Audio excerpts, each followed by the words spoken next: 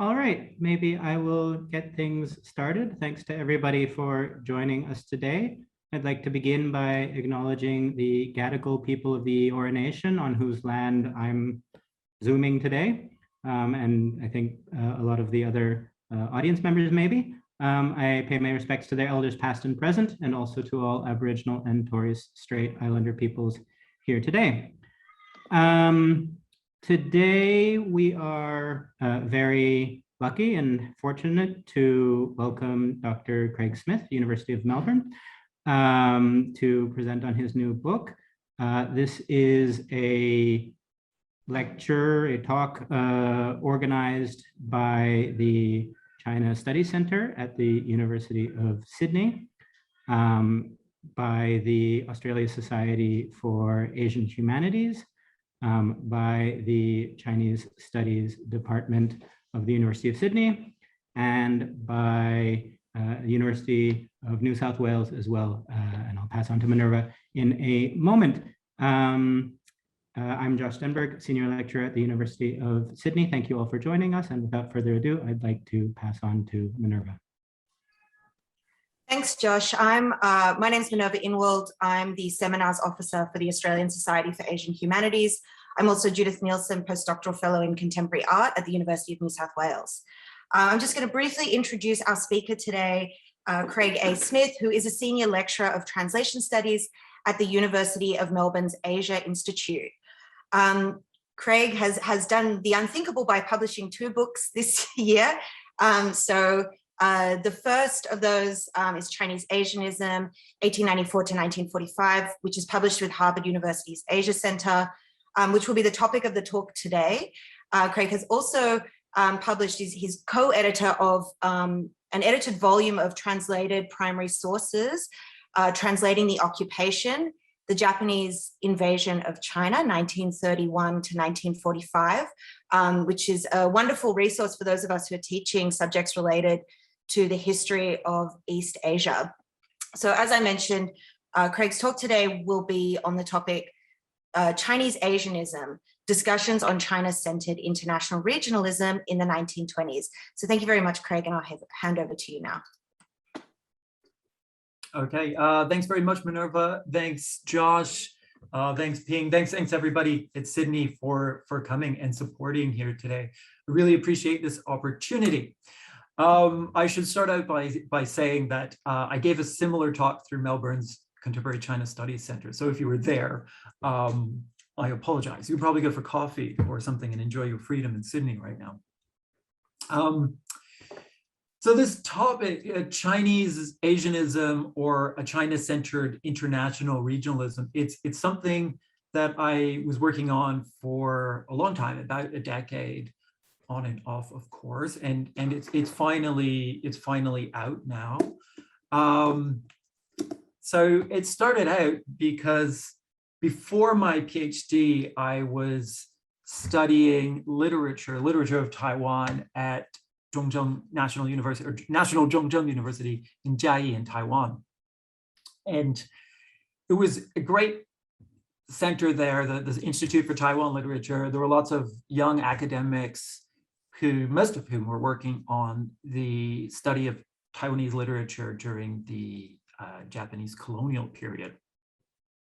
And so working with them and trying to write things to match their interests as well, I became interested in Taiwanese academics, writers, elite living in Beijing during the Japanese occupation. And I was quite surprised to see some of them really supporting ideas of Asianism and Japanese empire, and trying to figure out, how they were doing this, why they were doing this, the different ways they were doing this, or what they were critiquing, what they weren't. That's how I started out. But of course, looking at texts from occupied areas can be really problematic. And the issues that historians encounter with any text, or not just historians, any academic working on people living under an authoritarian government, these issues are magnified. We never really know if a writer is coerced to do something, or if they're playing something safe, or they're trying to get a promotion. So trying to figure those things out can be really impossible. So I instead started looking, there we go. I instead started looking earlier, and I ended up looking across the 50 years before the war and trying to map out intellectual continuities. And of course, one of the simplest questions I had to answer with the book was there really something called Chinese Asianism, or was, as many people argued, was this just a concept that accompanied Japanese imperialism? And of course, I found there was something called Chinese Asianism, but I ended up looking at it as a concept that various politicians, writers, activists, others, they were using to further a variety of other goals. I'm just putting up some of my chapters now so that you get an idea of the book itself. I'm only going to be discussing chapters, kind of overlap between from the end of chapter 6 to 8, 6, 7, and 8, little bits out of all of them to try and look at a specific example. Yeah, so Asianism's connection to nationalism was one of the important things that I was looking at in this book. And, you know, how nationalism used Asianism in many ways, but also how it was influenced by it. So I never find that Asianism really created an identity as such, but it did play a role in importing and translating influential concepts of race and civilization, and influencing nationalism in those ways and in other ways, as we shall soon see. So I guess my main argument was that although Asianism was a call for Asian unity, its activists were really packaging this for their own agendas, usually nationalism, but a lot of other things as well. So through Asianism, we can see how Chinese nationalism developed hand in hand with larger racial and civilizational identities, often positing China as the center of a future unified Asia. And of course, we can consider the implications of this influence in the 21st century, because it's still relevant today. So 70 years after Asianism became taboo at the end of World War II, because it was connected to the ideology of imperial Japan. So 70 years after that, Asianism is still around. As I was writing this book, the power structures in East Asia were changing, and the connections to the past were fascinating. So just as I was finishing my dissertation, that this book, about half of the book's based on the dissertation, a China-led Asianism was really a hot topic in Chinese language media. In February of 2013, Xi Jinping hosted the Boao Forum for Asia. A lot of you might be familiar, should be familiar with the forum. Australia was actually involved in establishing the first of this annual meeting. So in his speech, Xi referred to the future of Asian cooperation as a destined community, the 命运共同体. And the term immediately captured the attention of China watchers and the Chinese language media. And of course, there were some similarities with Japanese discourse during the war. And this wasn't the first time that a senior Communist Party member had delved into the idea of Chinese-led regionalism. There are more explicit examples. So the current foreign minister, Wang Yi, remember, he only became the foreign minister in 2013. So when I started writing this about Asianism, and I was very interested in China-Japan relations, Wang was the Chinese ambassador to Japan. And he was an ambassador during a bad time, right? You probably remember this time, or that time, there were the visits to the Yasukuni shrine that got everybody very upset. There was the textbook controversy when some Japanese high school textbooks glossed over or completely ignored Japan's involvement in the Nanjing Massacre. There were, of course, the islands, Senkaku and Diaoyutai. I was living in China at that time, and there were anti-Japanese demonstrations, which was terrible for the Japanese students living there. So during this time, Wang Yi, he came up with this theory of New Asianism as a plan to strengthen China-Japan ties. And he said to provide a terminology for the peaceful future of East Asia built on cultural commonalities. And in the article, he really drew on these late 19th century and early 20th century Chinese ideas, Chinese and Japanese ideas of Asianism. And that includes Sun Yat-sen's writings, especially his speech in 1924 that I'll discuss today, and the Communist Party founder Li Dajiao, who wrote about Asianism around the May 4th movement, but especially he had a couple articles in 1919 that were very influential. So Wang Yi draws upon these earlier examples, but he concludes by saying, New Asianism is all about the 21st century and the future. But the connections that he makes with early 20th century Chinese Asianism and today's China were very explicit and I suppose, in some ways validated my interest in a lot of these 1920s texts. So today I'm going to take us back to the 1920s and 1930s and have a look at an example of this, of a part of this movement, I suppose. So the decades leading up to the 20s, they were really critical in developing concepts, race, nation, region, concepts that I discuss a lot in my book. But in the 1920s, we have this boom of people, organization, periodicals, all related to Asianism. And it was also during this period that we have the strongest arguments for China as leader. It should be no surprise that when we talk about Asianism at any time, but especially during that time, the rise of Japan was really a big part of it. And it was all about China-Japan relations. And this was true even before the First Sino-Japanese War of 1894, continued for decades. And at the center of this was the figure of Sun Yat-sen. So I imagine everybody is familiar with Sun Yat-sen, but here he is. There we go. So he's considered the father of modern China in both Taiwan and mainland China. He's the first president after the revolution, but only for a few months. And he was probably the most important or most influential figure in Chinese politics until his death in 1925, or maybe even after his death. Now, on Asianism, he had made speeches on Asianism explicitly using the word Asianism as early as 1913, but it's his 1924 speech that really changed things that I'm going to concentrate on.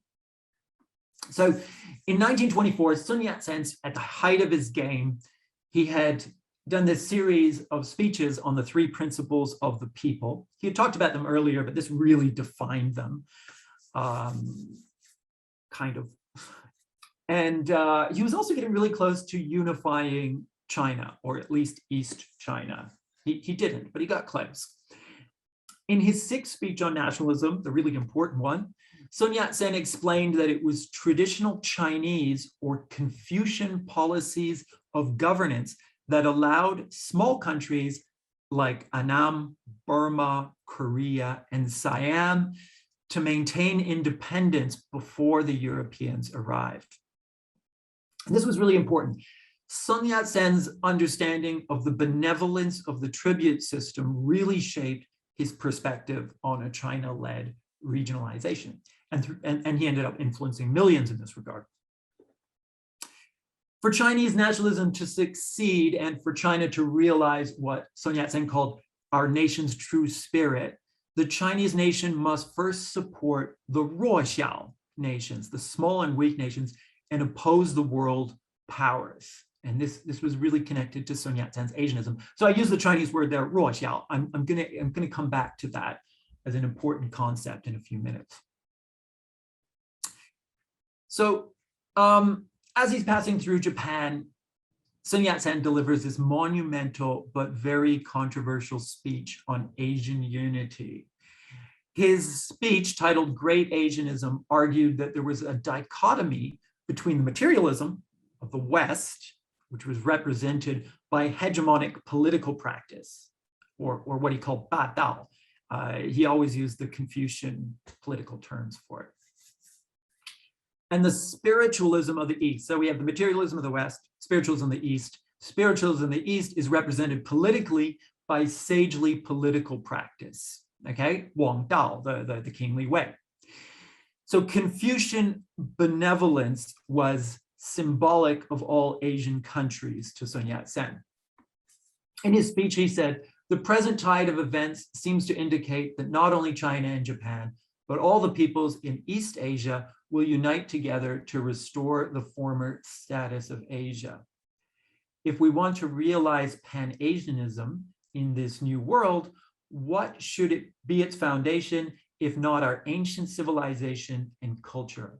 Benevolence and virtue must be the foundations of Pan-Asianism. So Asianism is based on benevolence, and China kind of has this monopoly on benevolence with Confucianism. This was Sun Yat-sen's understanding of Asianism.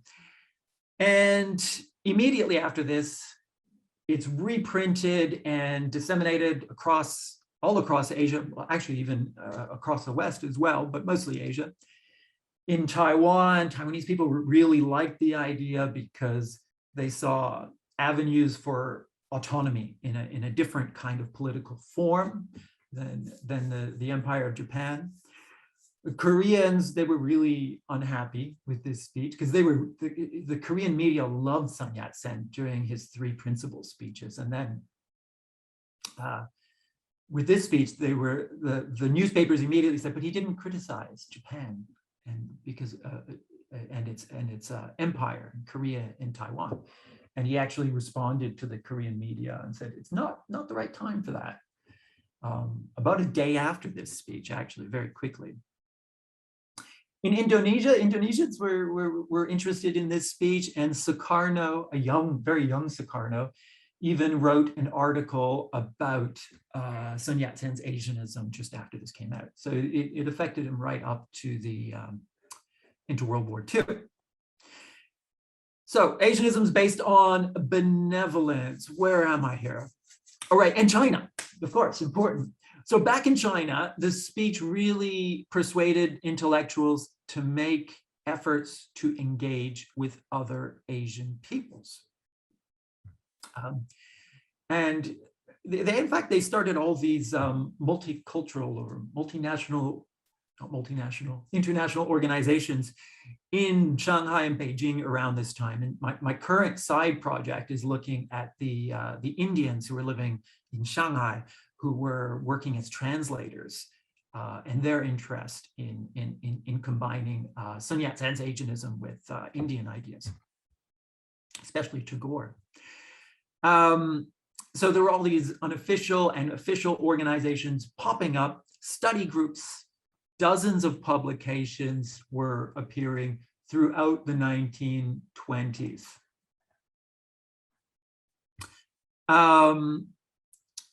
Especially the second half of the 1920s. And most of them, they were citing Sun Yat-sen's speeches or reprinting it in their periodicals. Sometimes they reprinted the entire speech in a few pages of the periodical. So the 1920s, late 1920s, was a real high point in Chinese Asianist publications, largely because of Sun Yat-sen and partly because he died a few months after this. It was his final speech. And I'm not arguing that all of this was a result of one speech. This was indicative of a larger, I I guess, a zeitgeist that was much wider than just China and Japan. It was all over the world after World War I. And it was really important in China. So interwar cosmopolitanism was something that came out of the May 4th movement. And as I said earlier, Li Dajiao, he had made calls for new Asianism just after the May 4th movement, or after May 4th, I should say.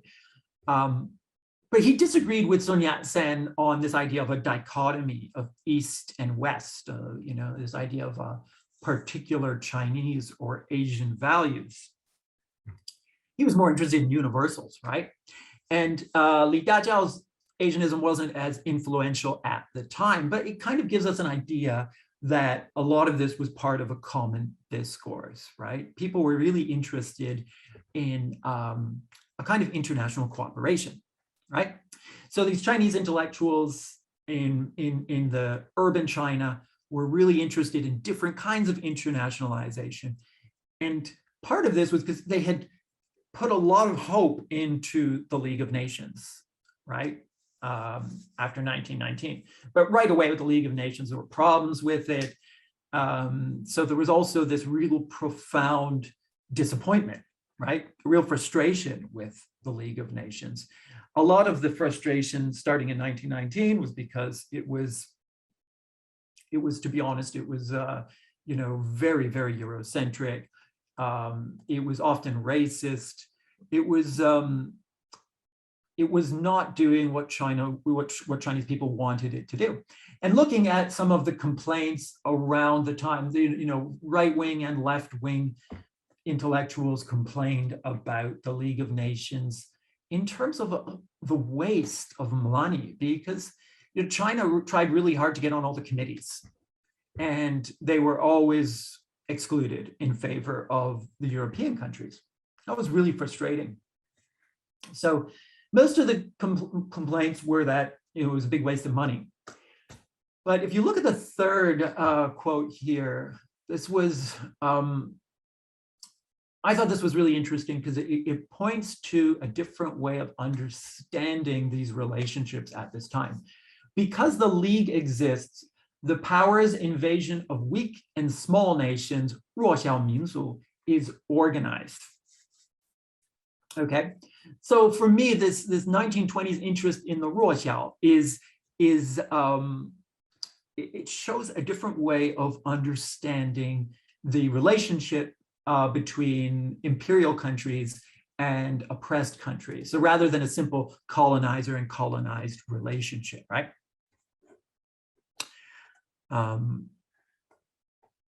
Okay.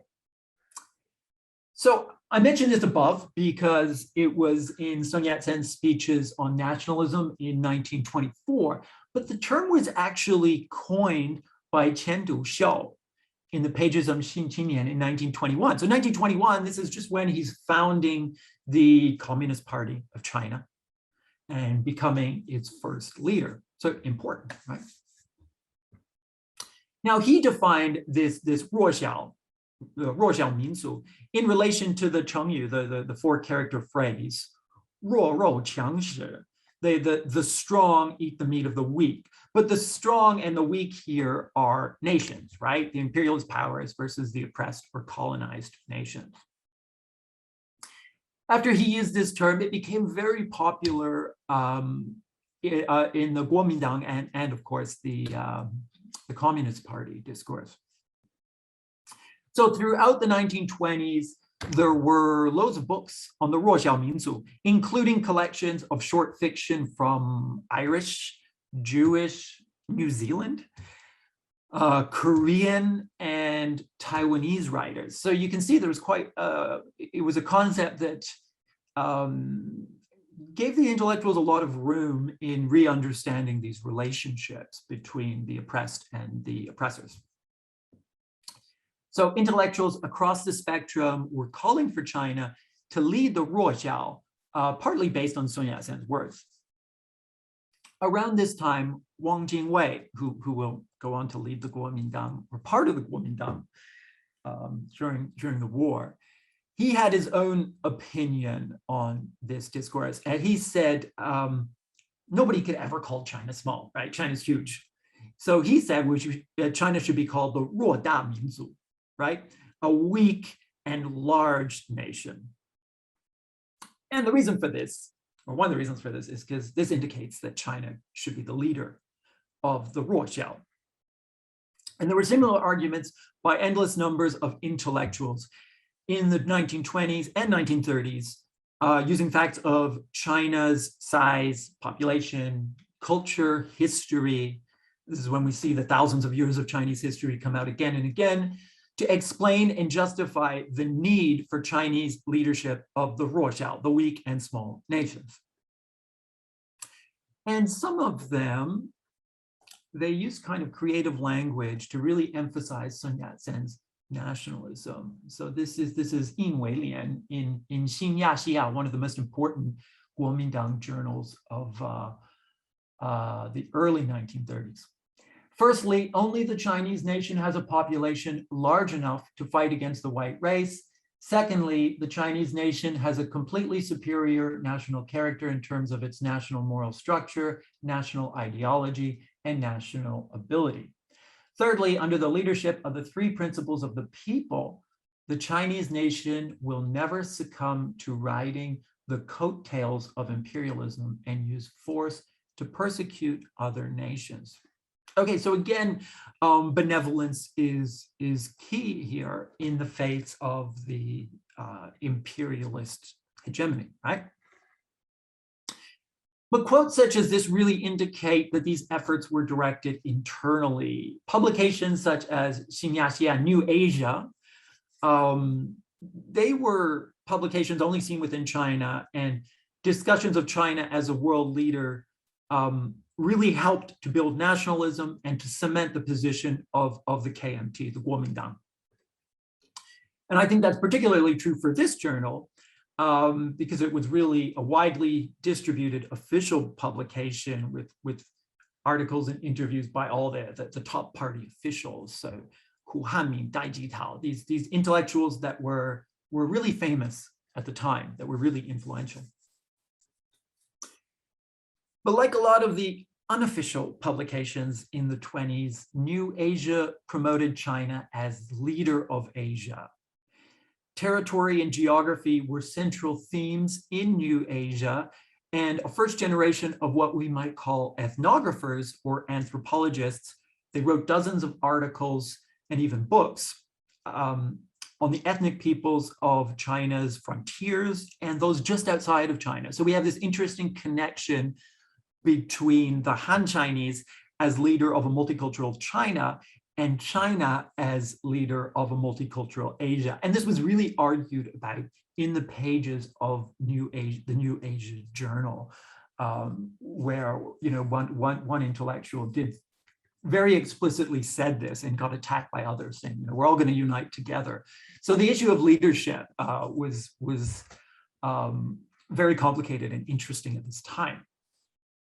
Now, what really captured my attention in these journals in the late 20s and 30s was a connection between the concept of Asianism and an advocacy for a new kind of international organization, the International of Nations. So when I use international here, this is more like it's a noun form, like the third international, rather than the adjective form of international, if that makes sense.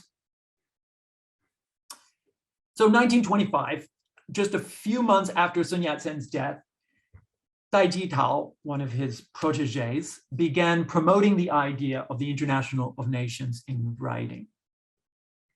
And he explained the need for the international, showing that the world was inevitably proceeding in the direction of these huge bodies of international cooperation, like in the League of Nations, sorry, which he called the Grand Imperialist Alliance, as well as the Third International. And Dai Jitao in 1925 wasn't so critical of the Third International, but he would be later. I mean, the Communist Party and the Kuomintang were still working together at that time. So the International of Nations was designed to follow Sun Yat-sen's understanding of nationalism, emphasizing freedom and independence. But race and the fear of race war was also an important factor. Dai Jitao and others saw both the League of Nations and the Third International as white internationals, Moscow a little bit less so. And of course, they were. But this was during the United Front. So in 1926, the Second National Congress of the Kuomintang, and this is the famous one where Mao makes his big speech on the peasants. Members of both parties at this Congress expressed interest in the project to lead the Ruoxiao Minzu. And there were scholarships prepared for these nations, people from these nations, and delegates from various countries were asked to come and attend, from Southeast Asia only at this time. This didn't last long, these practical aspects of pursuing leadership of the Ruoxiao and working towards international nations. I mean, the practical aspects didn't last long, but the discourse kept going. Once we pass 1927 and we proceed into the 1930s, I find that it becomes a real propaganda piece to be used against the authority of the Third International and the League of Nations. So it's kind of like I guess we would call it a contradistinction, saying our international is better than theirs. Do we have a slide on that?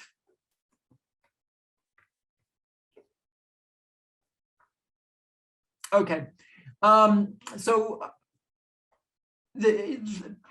one of the most interesting descriptions of the international nations was in a book, How to Unite the Ruoxiao Nations. It wasn't dated, but I'm able to say it was between 1928 and 1932, probably 30 or 31, but I'm not 100% sure. And I found the book in the Shanghai Library.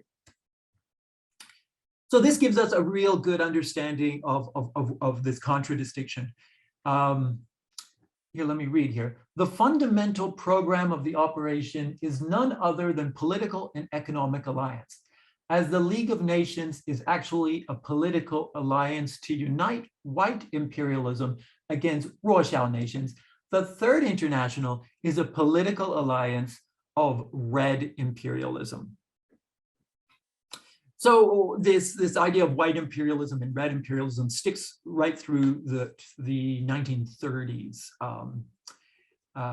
in a lot of Kuomintang writings from the time. A lot of intellectuals utilize this kind of this discourse, especially Dai Jitao, and used it to talk about the goal of Chinese leadership. But even though we have these articles and books, it was really difficult to figure out what kind of international this was really going to be. It wasn't really articulated very well. And I think that's because it was never meant to be. Nobody really thought this was ever going to happen. It was more of an assertion of moral superiority to build nationalism. So in the Nanjing decade, that's 1927 and 1937, journals like Xin Yaxia and other journals, like Yazhou Wenhua was another really popular journal. This idea of the international was constantly referred to as the Asian or the international extension of Sun Yat-sen's 3 principles of the people. Now, I find this is really passionate, but largely empty rhetoric. At the same time, in the 1930s, a similar rhetoric was coming out of Japan. Now, increasingly, it became really obvious for these Kuomintang intellectuals, they needed to differentiate their vision of a united Asia from the Japanese versions. So we could really say it was Japanese imperialism that ends up killing this vision, right? Particularly after 1932, the Japanese ideal of an Asian Monroe doctrine, so Japan leading and protecting Asia, it starts dominating headlines in both China and Japan. And a lot of those who argued for the international of nations, they really become desperate to show that the Japanese vision was incorrect. At this time, interestingly, Pan-Asianism was not yet official policy in Japan, but it kind of was in China. Now, unlike Li Dajiao's criticism of Japanese Asianism in 1919, in which he says the very idea of leadership by any nation is the problem, the intellectuals associated with New Asia, they were simply showing that China was more qualified than Japan to be the leader of Asia, again, due to China's long history and its size. And Sun Yat-sen's three principles and ideas of benevolence. So they were really attending a kind of battle, a discursive battle for the right to supremacy in Asia before we get into the actual war for supremacy.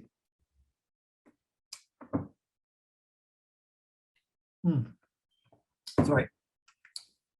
Now I'm getting close to the end. So this approach was not really successful in the face of Japan's obvious material superiority. And inevitably, after 1937, Japan and the collaborating governments in China, so the Wang Jingwei government in Nanjing especially, they end up using these very same concepts as propaganda to justify their rule during the war. In fact, the Japanese government republished Sun Yat-sen's works all over the place and had them translated into other languages during this time. So 1937 is the endpoint for these ideas, in a way, at least the endpoint of the idea of Chinese leadership of Asia. Japan fully invades and begins promoting the ideas of a Japan-led Asia. And these journals that I just discussed, they totally stopped publishing in 1937. So the war changes everything. So in conclusion, did the designs for an Asian international leave any lasting influence? I think that we can argue that 1920s discussions of China as leading the Ruoxiao nations assisted in establishing China's relative position and international role for a lot of intellectuals, and certainly might have influenced post-war thought, things like the Bandung Conference, issues of Afro-Asianism, ideas of the Third World and China's relationship with the Third World as leader of the Third World. And we can also say there were real connections between these ideas and Japanese concepts of the greater East Asian New Order and the co-prosperity sphere. So the concepts that were crucial for Japan's war efforts. So maybe this discourse in the 1920s and 1930s did lengthen the war and got a lot of people to support Wang Jingwei and his pro-Japan government. Propaganda for both the Japanese and Chinese under occupation, they continuously cited Sun Yat-sen's Great Asianism and his speeches on nationalism, just as the Chinese intellectuals had cited them through the 1920s and 1930s to imagine a Chinese-led international. So we have real continuity here. But in fact, sometimes you look at these texts, the propaganda during the war, the Chinese pro-Japan propaganda and the propaganda from late 1920s, sometimes it looks almost identical, but there's one defining difference that really stands out, and that's the acceptance of Japanese leadership. Now I'm going to end with some thoughts by one of the leaders of the pro-Japan wartime government in Nanjing. As Japan's defeated, this concept of Asianism was also really defeated. It became taboo and pretty much disappeared from Chinese writing for generations. But from this perspective, the demise of Asianism wasn't due to flaws in the concept, but due to the victory of the Allied forces and the Chinese regimes they supported. So Li Shengwu, who was the foreign minister, I think he was the last foreign minister in the Wang Jingwei government in 1945. He said, "In hindsight, it is clear that Wang Jingwei and I made a grave mistake by choosing Japanese patronage. But if Wang and I were traitors because we collaborated with a foreign power, so were Chiang Kai-shek and Mao Zedong. The difference was that their patrons won in World War II and our patron lost. You see, victory and defeat in the Chinese political arena were determined by international events. We, the politicians in China, could not control our own destiny." So as the powers effectively carved China into two countries, competing for power and legitimacy, the Soviet Union and the United States, they extended their influence over Chinese discourse, Chinese propaganda. And Asianism, a concept that was in direct conflict with the two global powers, had no more place in the Chinese vocabulary until China's 21st century rise. From the perspective of the Asianists, red imperialism and white imperialism had won the war over China. Korea and Taiwan no longer struggled between the Asian empires of China and Japan, and they were forced to turn to the new empires of the United States and the Soviet Union, and the world fell into the Cold War. I'm going to stop right there.